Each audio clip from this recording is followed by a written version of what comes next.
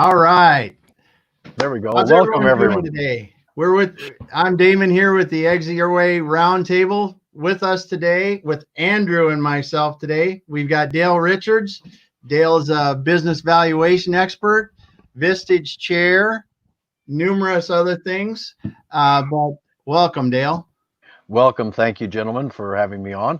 I'm looking forward to our chat today. Cool. Well, Andrew, this is something that's really core to what you do. So you got a couple questions here to start us off for Dale? Business valuations? Yeah, that's kind of something Yeah. to work with. Well, it's interesting, when we work specifically with clients at the end, when they're looking to exit their business, and the first question I get is, what's it worth? Yeah, that's a good question. I'm like, now you're asking? Yeah. At the end? Or I get, hey, my company's worth this. Ooh. And it has no basis of reality as far as the market goes and those kind of things. But anyways, yeah, Dale, I'm very interested in valuation. It's an interesting topic, but why should we care? Why should a business owner care about valuation? Yeah, Andrew, that's a great question. So even if somebody is not planning to sell, but they should know what are the elements that are increasing the value of their business. Certainly, they want to have value increase, which will generate more profits and generate more revenue. So understanding value is not, like you said, at the end of the chain where you've gone through everything and say, oh, by the way, what's my company worth? Yeah. Well, it's good to know that way before. And I'd like to take just a second to alert the audience that a lot of people are kind of leery right now with COVID, whether they should do any kind of valuation. And I speak of valuation as a certified valuation, not just something from a CPA who runs a discounted cash flow for you, but a certified valuation gets someone who is actually licensed through certification and has to renew that certification every year. Mm-hmm. But back to COVID. So the situation is I treat this as an anomaly. It's like a one-time expense. And the best thing to do right now is to get a baseline certified valuation for the years 2015 through 2019. Then you can see what your history is doing. And by the way, we also will look at statistically generated value for the next 5 years, as well as maybe management can say what they thought the process was going to give. And there's numbers of different types of valuations, which I'm not going to cover right now. What I really wanted to cover in this little segment is people are hesitating to do a valuation right now. I think that's a wrong decision. To clarify, just because they don't want to know the answer, are we saying here there is no impact for COVID on valuation? No, they're afraid to find out what the impact might be from COVID. Okay. Yeah. And the point here is COVID didn't hit until March of 2020. Yeah. And so if you get a baseline of your 5 years from 2015 to 2019, then we can treat COVID in a number of methodologies. But if you wait and say, oh, I'm afraid to get it, I'm going to get it in 2020, now you've got 2020 as part of your 5-year baseline, and that's going to impact you significantly. Yeah. So, well, like, for example, I think it was United Airlines. So they got hit too, but they're down 88%, and businesses are. So their trend from 2015 to 2019 would be a nice trend up. Yeah. And so if we project statistically 5 years out from 19, they have a great trend.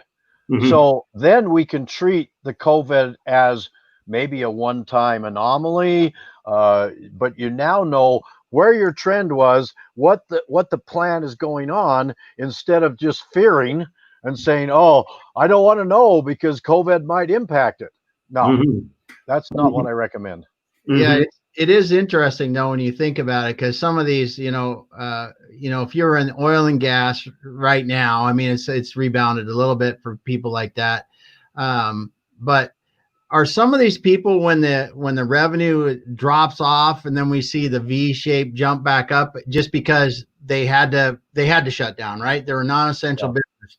So, and this is still an essential, but if I was a roofing contractor and I had to close down for whatever reason for a month, and all my revenue went away, profits, whatever, and then I started back up and it was a V shape.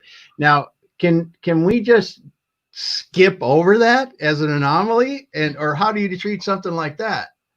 So with your baseline, we would analyze 2020 in time, right? Yeah. Your V or your U, or maybe it's some other kind of curve, and then see, okay, what happens in 2021? And now you see the rebound or you don't see a rebound. Yeah. But if you wait to do your valuation until the end of 2021, you could have two sinkholes. Yeah. And now it pulls down all of that great history you had from 2015 to 19. It makes no sense not to get a baseline. Yeah. Mm-hmm. Yeah. Yeah.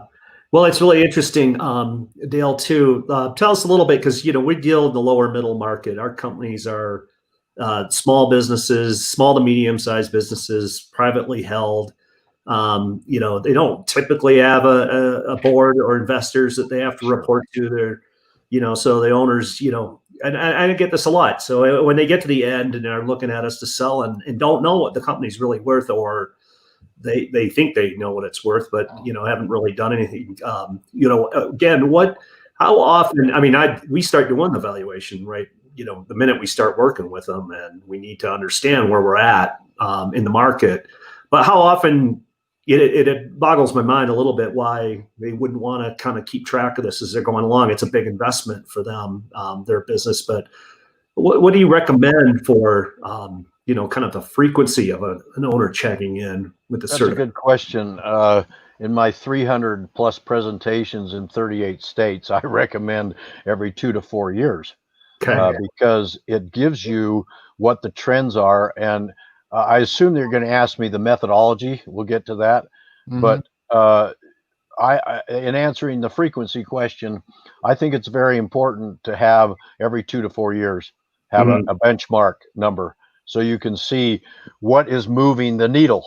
And there, in the methodologies, the different methodologies that we'll talk about, some of them move the needle and some don't. And it just depends on what that methodology is. And then you can see where it may help you. Yeah. And I think, too, with a client that's thinking about selling their company, obviously now valuations become important to them. Very. Very. And then when they start to look at it, what's really interesting, and this kind of points to what you're talking about too, is that these value drivers that they're looking at are what the buyers are looking at too. But historically, they haven't really had to pay attention to those, because that's another thing that I think is a real eye opener. Is what's important to the buyer is not necessarily something that the business owner is looking at. Can you expand on that a little bit? Well, typically the business owner is looking for net income, right? And so their emphasis is to put money on the bottom line. An investor may be looking at distribution connections, maybe looking at customer base, maybe looking at employees, whether they've systemized their tribal knowledge and are not bound by what's in somebody's head. And so there's a lot of other, what I call soft issues, besides the hard number issues, that make a difference to a potential buyer. And typically those things aren't even in the radar to a small business owner. They're looking at, how do I make bottom line? Yeah. Sure. How do we make payroll this week? How do we pay our bills? That's a good one. Exactly. That's a real good one. How do I pay for my, my cabin trip up north with the missus this week? That's right. Yeah, that's a good one too. So when you look at the values, now this is the one thing that we run into a lot, right? Because in the investment banking world, business brokering worlds, whatever the heck you want to call it, if you're valuing a business, I don't care if it's $5 million or $20 million, from an investment banking perspective, there are people that let's just face it, will say what the hell the business owner wants to hear when it comes to the value, trying to get a listing, get a sell that business, whatever you want to call it. Now, when I look at from the outside looking in, because I don't get into the technical details of the valuations, to me, from a business owner's kind of standpoint, there are some fundamentals that these business owners need to understand, that value is not just pulled out of the air. It's there's some real mechanics behind this. It's like 1 + 1 has to still equal 2 in the whole scheme of things. And if you have a cash flow of just say $1 million, or an EBITDA of $1 million, to get 8, 10, 15x on that is kind of an anomaly, correct? Or are there industries that are actually that high but not very common? Because I mean, it just doesn't seem like some people's idea of value, and where the real world says it is based on comparables and from a simple financial, I'm going to spend this much, invest this much to get my return. They're like, it's like the Everest and sea level. So can you explain that a little bit? You've asked me like 4 questions. Yeah, I did. And so the first question or statement was that pulling valuation out of the air, or maybe somebody went to a broker and the guy wants to sell his business for 5 million. So the broker says, "Oh, your business is worth 5 million." Yeah. Because he knows or she knows that that's going to get the contract for him. Yeah. When in reality, that 5 million may not even be there. Yeah. And I can't tell you the number of CEOs I've talked to who said, "Oh, I'll sell my business for X." Yeah. Now it could be worth 5X, but X is the number they want. And so as long as they get what they want, it's a great deal. No, it's not a great deal. So the first thing is, you don't pull stuff out of the air, and just because you want a number, it may be higher or lower than that number. And you need to really, I believe knowledge is power.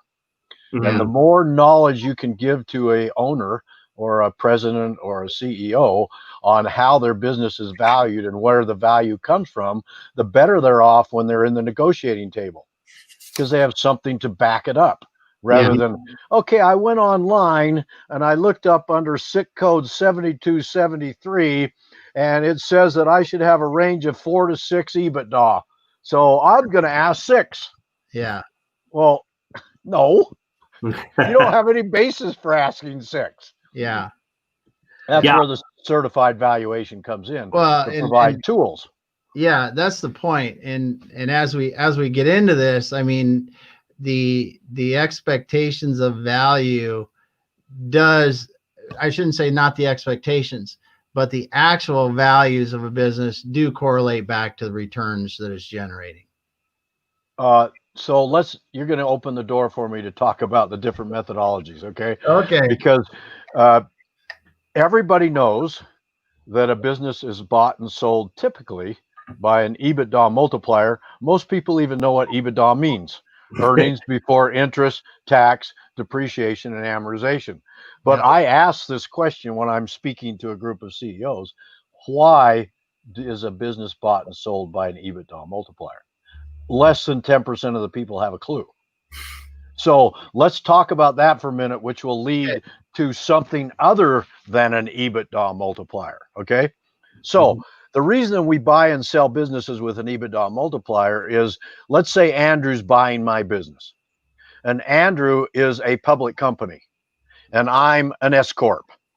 Well, I have a different tax structure than the public company. Yep. So I'm going to remove my taxes out of my cash flow so that Andrew can put his in.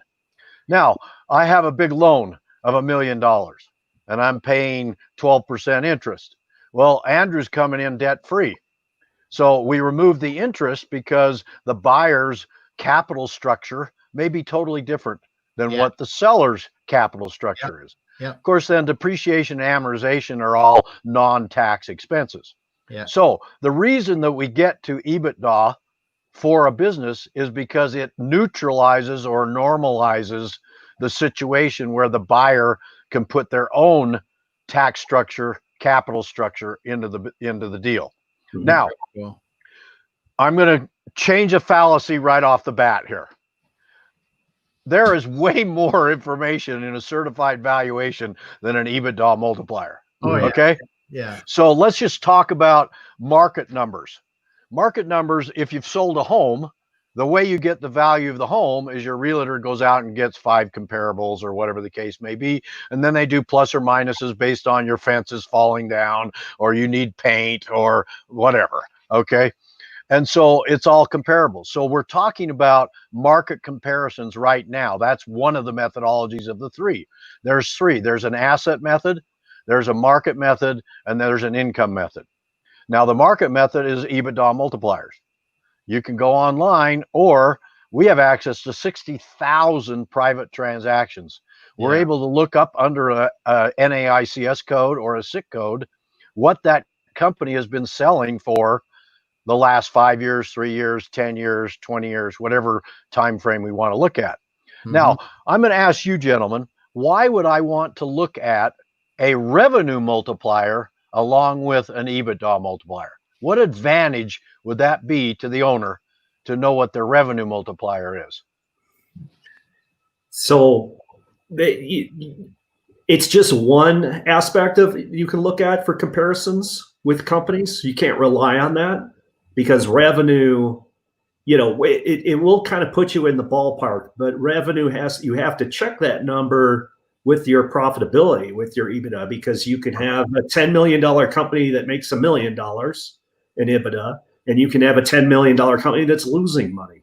Correct. So Andrew, we're very good. I put you on the spot. I reversed the role, and I'm sorry about that, but I put you on the spot. You did good. Very good. So the situation is, we look at revenue multipliers and EBITDA. If the EBITDA is not performing up to the revenue multiplier in the market, it tells you there's optimization available. Yeah. That somehow they're not, their profitability side of the business is not achieving the level of revenue. Now, that can happen correctly in a growth company. So a growth company is using their EBITDA cash flow to build the business, to bring another office on, to get equipment, to do whatever the case may be. So their EBITDA is going to underperform the revenue, but the revenue tells you where they should potentially be. So by seeing both of those, you can kind of tell where this company is in the stage. So we look at both revenue and EBITDA multipliers because it tells you where the company sits in their operation effectiveness, efficiency, whether they're achieving, whether they're in a growth phase, whatever they are. And so that's a big fallacy that people just look at EBITDA multipliers. Okay. Yeah, for sure. That's not correct. Okay, now let's talk about another methodology. It's called the cash flow or the income method. So I have lots and lots of CEOs I talk to who took their cash flow to their CPA, had them run some discounted cash flow, and that's their number. Okay. Now, there's a way more depth of determining how to run a discounted cash flow than just taking it to your CPA. You have, first of all, let's talk about discount rate. Discount rate is, let's say, Andrew, I'm buying your business for $1 million in 5 years. Sold. Am I actually paying $1 million today? No. Right. No. I would discount it at the risk of your business, and I would take present value 5 years out to today, and I would probably pay about $500,000 in today's dollars. So we use the principle of present value to determine what the value of these streams are coming back to today. But you have to determine the discount rate, which is solely dependent on risk. Now, you can go online, you can look up, you can find out a startup has a discount rate of somewhere between 20 and 80%. A mature company somewhere between 10 and 25%. A growth company sometime between 10 and 40%. I'm telling you, you pick a number out of the hat, you're going to make huge errors. So we have a formulation. we don't need to go into it here, but we determine the risk of your company, which then determines your discount rate. And that element is made up of 16 different elements to determine what the risk is of your company. Because yeah, like in any of this, that it takes the experience and knowledge base from the person doing the valuation to get your valuation close. Well, and you want to get as many numbers as you can. So on this discounted cash flow, besides determining the discount rate that you really have to have, then there's a little error that people make when they take their value to the CPA. It's called the terminal value. What credit do you get for running your business from year 6 to 20 in the model of certified valuation? We only use 5 years, okay? Yeah. So what credit do you get for years 6 to 20? The answer is 0. Yeah. Okay. So I just took my 5 years of discounted cash flow to my CPA. I gave him a discount rate of 18%. He ran it and told me what my value is, and I forgot all about years 6 to 20. Yeah. And that's called the terminal value. Yeah. So what we do is we simulate selling your business at year 5 and present value that huge lump sum back to today. Yeah. And that's called the terminal value. And that can be just as much value as your discounted cash flow. Yeah. This is a very, very common error people make. They forget about the terminal. I mean, I see it, we see it on the ground, with the business owners.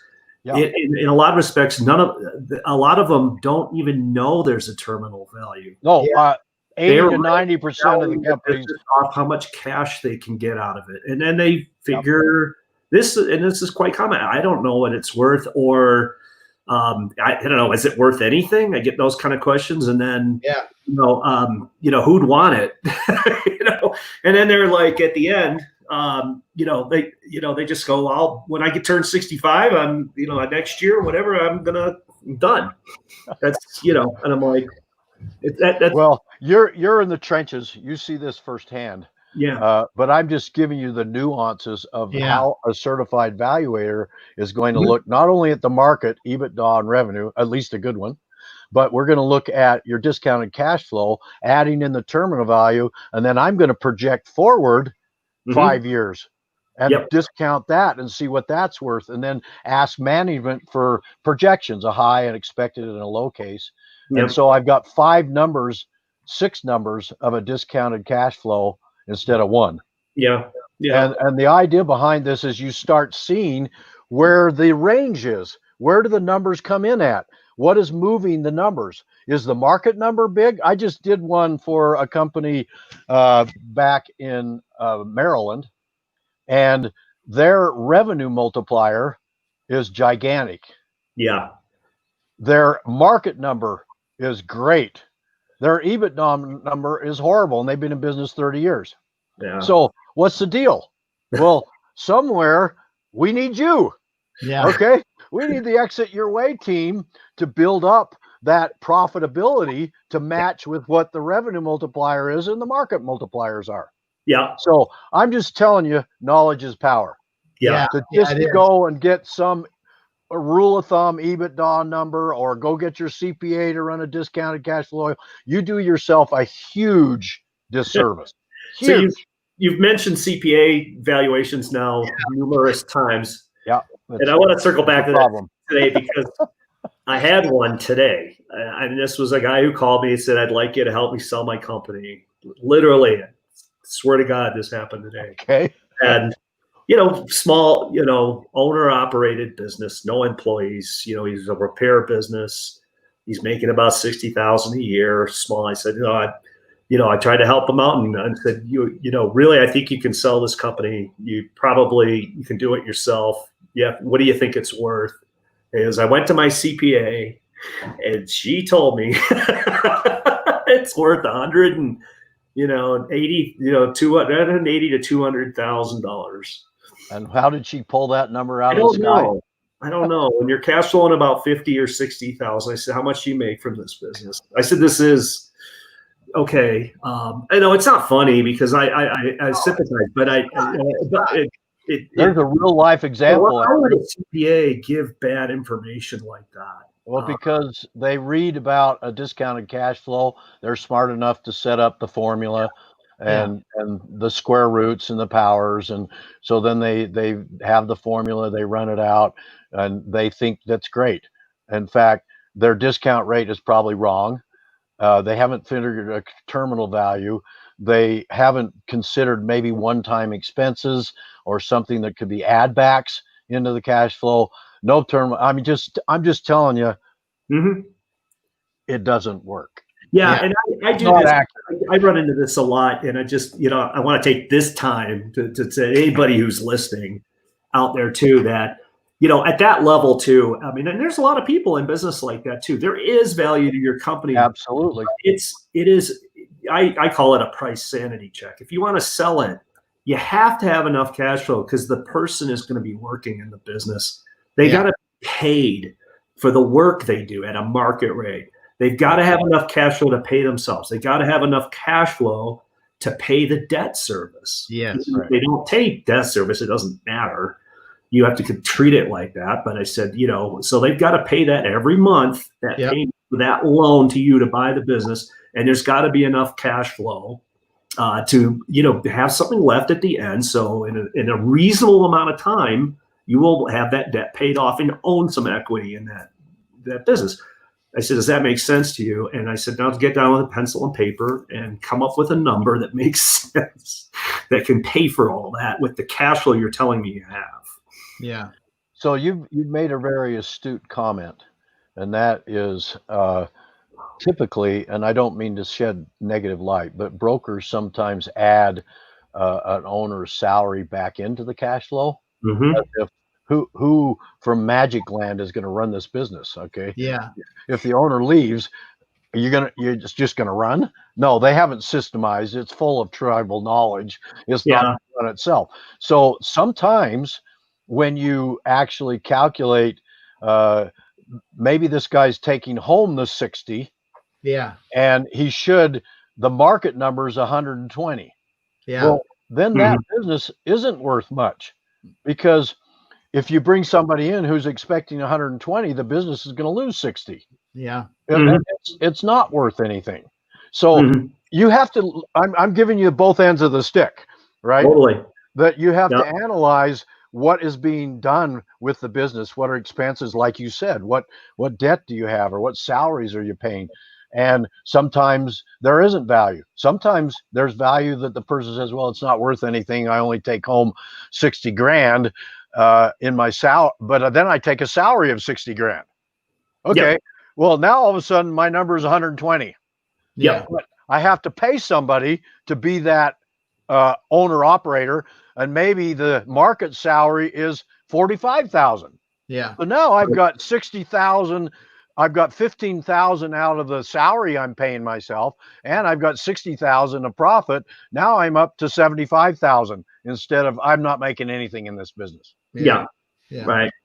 Yeah. So I'm trying to give you scenarios so that you can see how this works. We were talking about, these are very small businesses, but I think it's important because those are the people that don't have a lot of information to understand, the situation that they're in. But the principles still apply. You could just add zeros to all this conversation, and it's correct. The bigger companies too, same difference.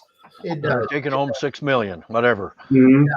Yeah, it really does that way, and there is a bit of a size premium as you get larger, and some of those other things may reduce the risk, but it's still math. Everything comes back into math, and at the end of the day, well, I will jump in there since I do sell businesses. Yes, the math has to make sense.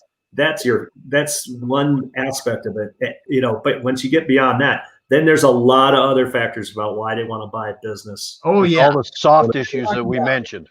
I'm just talking about value. That's just one part of it. Yeah, that's one part of it. Yeah. Well, let's talk a little bit about potential, because that's a great one. I got a company that's doing $2 million in revenue for the last 5 years in a row, decent EBITDA at 500,000. Yeah. Owner wants $20 million because it's got great potential. But it hasn't shown that in 5 years. Yeah, if it had somebody who could do sales, because I can't do sales, but if they could, all this potential. What's your thought on that, and how does that affect your?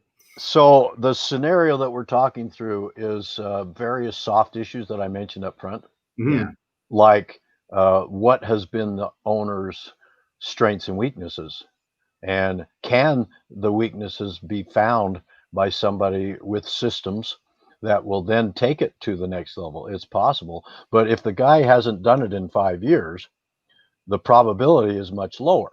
Now, if he brought on a new sales guy and sales were up 20% this last 6 months, now I can do something with that. Yeah. Because I can take that as a projection moving forward. And now we can see that value curve just all of a sudden took a slope change like crazy. Okay. But to tell me I haven't done it for 5 years, I'm a terrible salesperson, but there's huge potential. Reality is not there. He hasn't proven anything. Yeah. Interesting. I hear, I like to say, buyers will buy companies for potential. I mean, that is a reason they'll write the check and buy the companies, but they don't pay for it. Yeah, that's for sure. That's for sure. Yeah, they may buy it and they may have their team that they can bring in that will make a huge difference. And so they see the potential, but they're not going to pay Andrew for it. Sorry. In 5 years, you haven't done anything with it. That's where the buyer looks at the ability to optimize and bring about value and says, hey, I can buy this for a song. I'll buy it for $1 million. And in 3 to 5 years, I'm just going to turn it to 10 because I know what to do with it.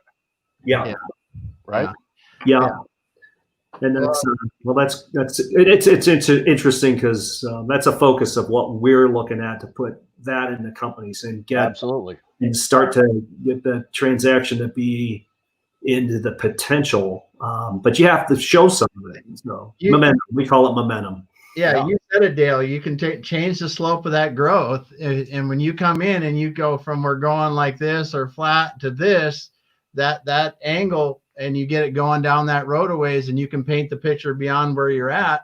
That's how, I mean, in a nutshell, that's how we grow a lot of the value that we do. And I can project that value and give you numbers. Yeah. I can give you numbers for what that's worth. Right. Yep. Exactly. Well, good stuff. You know, this has been a great conversation, and valuation is something that often people think they can look in a, read an article in a magazine or someplace and really, get a good idea of the value. But I think you've shown a lot of the reasons today why it does take a certified person to understand what a business value really is and show someone what it really is. So ultimately they can make the right decision, because as we run into on the backside of this, if you don't know that, and you're planning on that business to be there for your retirement or to fund the next phase in your life, and you get to that point and it's not close, it's a hell of an ugly place to be. Or even back to even that up a little bit. Come to Dale, figure out where your company's at. Yeah. Baseline, because don't get there at the end and find out you could have made more money. And if you had got the Exit Your Way team, it might have been 10 times more what we're talking about. It literally can. That's how much. That's what momentum can do to your valuation. Well, it really is. Well, Dale, thanks a lot for joining us today. It's been really good, and this subject is big enough. We're going to have to come back and cover some of the specific details later. But it's sure awesome to have you on today, and I appreciate you stopping by and sharing. Hey, thank you, gentlemen. Where you go to? How can people reach you? You want to give out your? That's great. I appreciate that. So the website is successbiznow.com. So that's successbiznow.com. I have over 100 videos of satisfied customers on that website, as well as I write a blog every week on how to improve your business. All of that content's on there. Very good. I have 2 books that are on there. One about valuation principles, and the other is how to 2x your revenue, profits, and value. And I suggest that you hire the Exit Your Way team as the best way to do that, because we can work as a team to help you accomplish your objectives. Very good. Very good. Dale. Well, thanks a lot for stopping by, and we will also have your contact details in the comments of the video on Facebook and YouTube, so that people can get a hold of you there. They can also find you as Dale S. Richards on LinkedIn. Correct. If they want to do it that way as well. So thanks a lot, and for now, we'll be signing off. You guys are great. It's a pleasure spending some time with you. You have the rest of a good summer. You bet. Thank you. See ya. Take care.